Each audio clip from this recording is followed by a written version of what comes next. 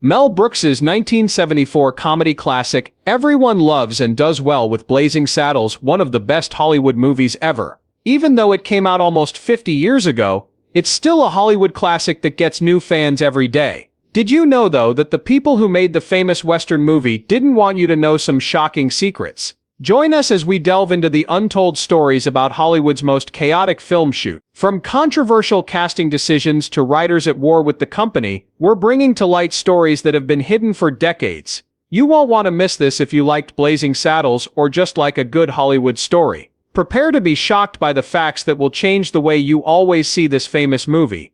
It's strange that Blazing Saddles, a great comedy, was surrounded by major drama while it was being made. Even the best Hollywood screenwriters couldn't have thought of all the twists and turns that the actors played, from the main characters to the small parts. What did you know? Cleveland Little almost didn't get the part of the famous Sheriff Bart in the movie. In the beginning, Mel Brooks wanted Richard to play Bart. Pryor wrote part of the screenplay with Brooks, and was his first pick. Warner Brothers, the company, thought Pryor was too controversial because he was known for doing rude stand-up comedy and having drug problems. In the end, Cleon Little, who wasn't a very well-known actor at the time, tried out for the part and surprised the casting staff with his acting, getting the part that would make him famous. People loved Little's performance as the smart and careful black sheriff who fights the racist people of Rock Ridge. The role quickly became a comedy legend. There's still more to discover. John Wayne, who played the Duke, turned down the part of the Waco Kid because the script had a lot of rude humor that didn't fit with his strict image.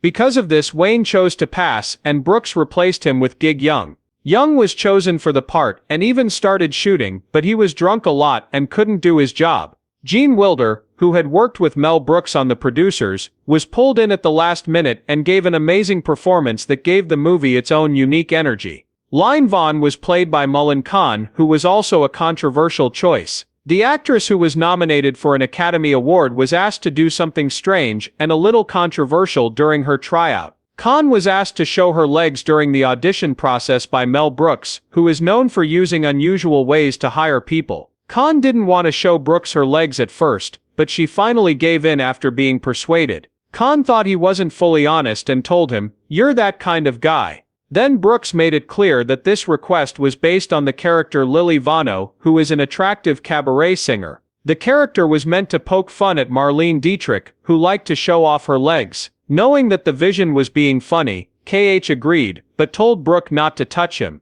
The tryout went well, and she got the part of Lily Vaughn, who is hot and funny. It wasn't just the major actors who had unexpected turns. Johnny Carson, who is known as the king of late-night television, was first given the part of the evil Governor Hedley Lamar. Carson turned it down, though, because it would have interfered with his schedule. This made room for Harvey Korman to shine as a comic bad guy. Korman's performance as the shady and power-hungry Lamar has been called one of the movie's most famous roles. Being able to switch between scary and stupid helped keep the comedy in check in the movie. Not even small parts were saved from drama. During shooting, Burton Gillum, who played Lyd, one of Lamar's goons, had a very awkward moment. In one scene, this was the scene where Bart, played by Cleveland Little, was telling the black train workers to sing a song. Gilliam plays Lyle, who tells the workers they have to sing a work song and then makes a racist comment about their heritage.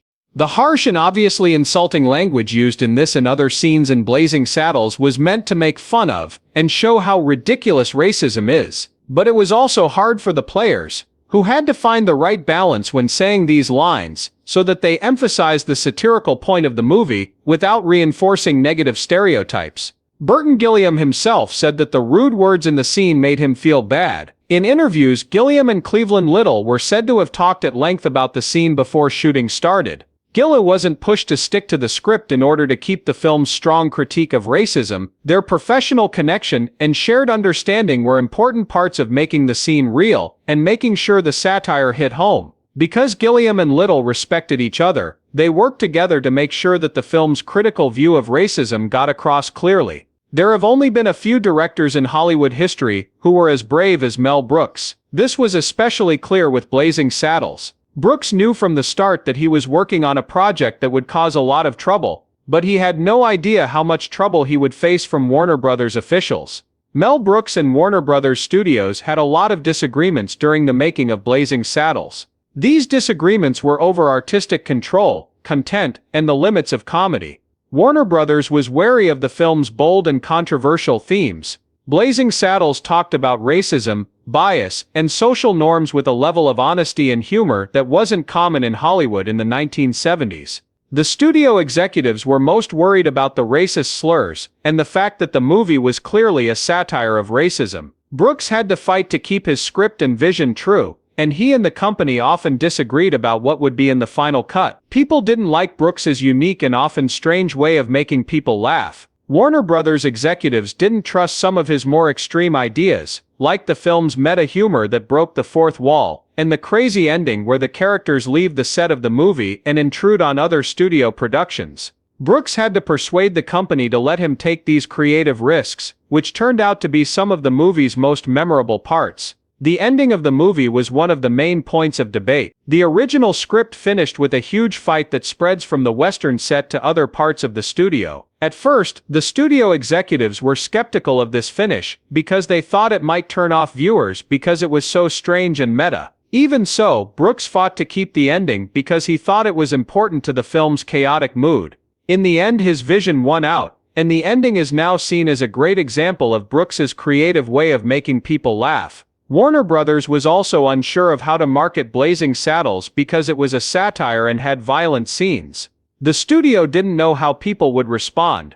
Brooks had to fight for the movie again, this time stressing how funny it was and how important it was as a social statement. He not only showed that he's smart and funny, but also that he can do deals. Brooks knows how the game is played and can expertly navigate the tricky political currents in Hollywood. Brooks slowly got Warner Brothers to support the project by making some smart concessions while always making sure the movie's integrity stayed the same. After a lot of disagreements and talks, Blazing Saddles was given the green light.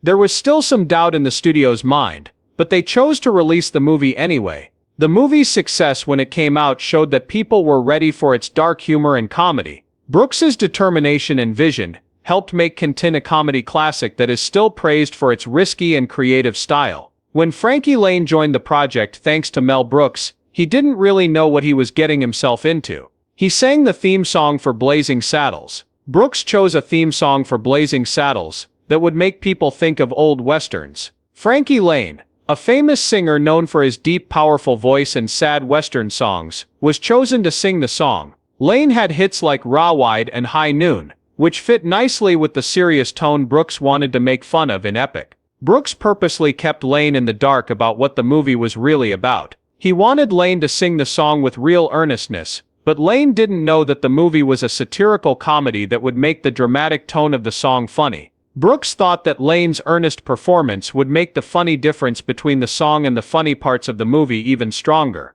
Lane took the time to record the theme song with the same seriousness and emotional power that he used for his other Western hymns. The song's words, which were about bravery, hardship, and the rough landscape of the West, were sung with all their hearts. That Lane didn't know the movie was a comedy until after the recording was done. The revelation was a surprise, but it also showed how smart Brooks was to make the choice he did. The serious theme song and the humorous content of the movie worked together perfectly to make people laugh. After Blazing Saddles became a huge hit in 1974, there was a strong desire to make it even bigger. What made the movie stand out was its unique mix of sharp social commentary, satire, and humor. Both audiences and reviews liked it. Because the movie was so popular, the idea of making it into a TV show came up easily. Warner Brothers saw that the movie could be even more successful and wanted to make a TV show based on it. The studio was sure that the television version would be just as popular as the movie, with the same well-known characters and funny style. Blazing Saddles as outrageous and boundary-pushing humor, on the other hand, was very hard to translate to TV. In the 1970s, network TV had strict rules about what could and couldn't be shown. This would have made it hard to keep the film's edgy and controversial humor. The movie's frequent use of racial and ethnic humor worked well in the theater, but TV viewers were likely to strongly disagree with it. Even with these problems, a test episode for a planned TV show called Black Bart was made. The Black Sheriff Bart was played by Louis Gossett Jr., who was picked because he is a lot like Cleveland Little in the movie. The pilot was meant to have the same mix of humor and comedy that made the movie a hit. but it was hard to find the right mix between keeping the film's daring humor and making it fit TV standards. People had different thoughts about the pilot episode of Black Bart. Some people liked how hard they tried to bring the movie's fun to TV, but others thought that the network's restrictions made it impossible. The sharpness and impact of the original material were dulled by TV. The hum that worked well in the movie didn't work as well on TV, where broadcasting rules are stricter. The problems were too big in the end. The network and producers decided not to go ahead with the show. The pilot wasn't picked up, and the idea was given up on. On Fifth Avenue in New York City, Mel Brooks and his group of writers set up shop in an office on the 6th floor. They worked on the script for the movie. The group of 5 writers that Mel Brooks was in, John Steinberg, Norman John Bergman, Richard Pryor, and Alan Uger, worked on the story for many hours to make it what it is today. The sharp social commentary in the movie was helped by the fact that each writer brought their own style and sense of humor to the project. Surprisingly, only Mel Brooks got paid for his work. Everyone else left the movie without anything, but he did with $50,000 for his writing. This choice was made because of the studio's rules and the agreements that were already in place.